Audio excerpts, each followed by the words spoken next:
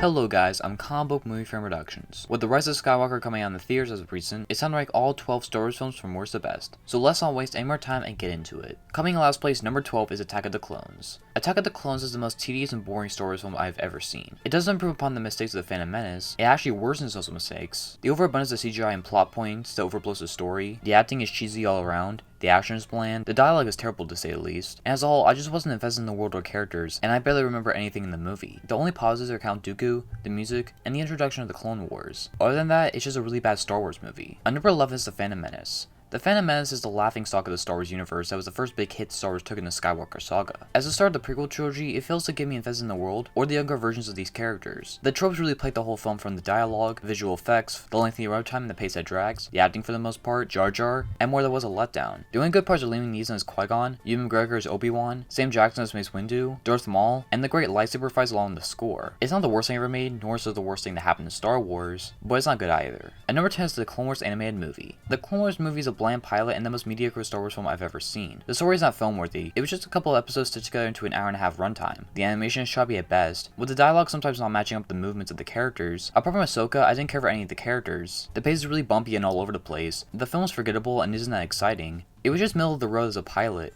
Despite I hear the series is better, it didn't give me the interest to watch the show. At number 9 is The Rise of Skywalker. The Rise of Skywalker is a very confusing film to talk about. At best, it's a fun blockbuster and a decent sequel to The Force Awakens, but as the conclusion of this new sequel trilogy and the Skywalker saga, it's no endgame to say the least. The film is a massive course correction for The Last Jedi, and most of the surprises feel like they're giving a middle finger to Rian Johnson, and please the crybaby fans that haven't liked Disney Star Wars from the get-go. It makes the film feel like it lacks a vision or feel like a conclusion. So much stuff is going on that nothing has time to flesh out, apart from some arcs like Kylo Ren, for example. Worst of all, bringing back Palpatine was a terrible choice because he gets nothing to do. It's really a part of the film, and it wastes Ian McDiarmid's talent, and completely undermines every single Star Wars film that has come before. There are a handful of positives seeing the main team together for the first time in this trilogy, the well-directed action, hearing John Williams score for possibly the last time in a Star Wars film, the fast pace, some characters getting good conclusions and moments to shine, and being entertaining as a whole. But the story is very messy, is the weakest film of the new trilogy, and shows how little of a plan Disney have for Star Wars, and in the future, hopefully they'll do better with these movies. At number 8 is Solo. Solo is a fun little spin-off in the Star Wars universe, and that's about it. There isn't much memorable or terrible about it. Some of the cast is really good here,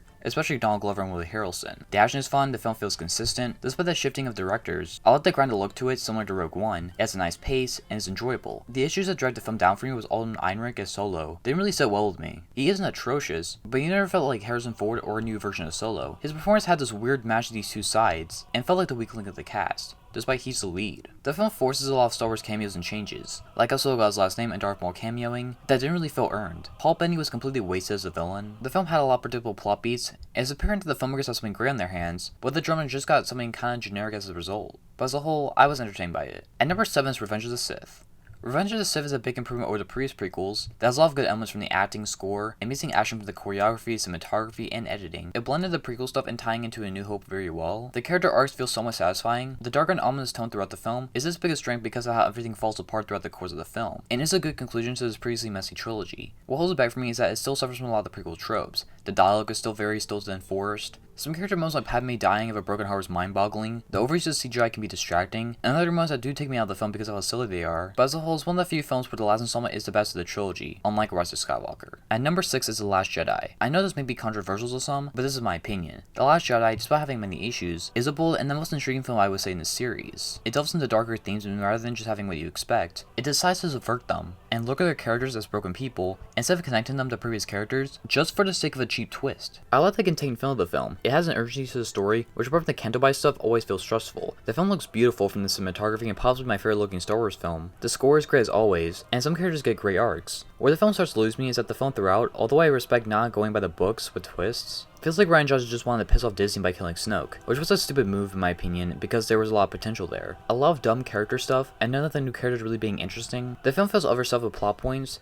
but nothing really gets accomplished and feels more like an episode 7.5 than 8, and it could have been a little shorter because of stuff like Canto Bight really brings the film down, but overall I think it's a lot better than people give it credit for. At number 5 is RogueOne. RogueOne was an interesting experiment to see other Star Wars stories that weren't tied into the Skywalker saga on the big screen, and as the first Star Wars spin-off film, I thought it was handled really well. The film, like Last Jedi, has a risk against time feel to it with our characters having to do the suicide mission for the Death Star plans that makes A New Hope more impactful. The ground approach to the film makes it feel more personal and expands the Star Wars universe. The action is fun, there's a lot of creative imagery, it's really well directed, and it was a gamble that I thought paid off. Where the film mostly suffers with the characters, they don't get a lot of development, and so we don't feel as invested in the main team as we should, and when things start going wrong, I wasn't that shocked nor sad. If the film had spent more time on character and not bad de-aging effects, it could have been great, but as a whole, it's still really solid. At number 4 is The Force Awakens. The Force Awakens is a really good resurgence of the Star Wars franchise, after being in a slump for the previous decade when it came out. Although very similar to A New Hope, it introduces a lot of interesting characters you want to see be explored, from Han and Leia's son turning to the dark side, a stormtrooper turning good, etc. It hits on those nostalgia notes just at the right moments, to make you feel like Star Wars is back. The pacing is fast, J.J. Abrams knows how to craft a fun action film, with really solid character modes throughout, all with the help of the score and editing. Although I don't think it's great, it's a blast of a film that really showed the promise of Disney Star Wars, and I wish the other films were as consistent as this film was.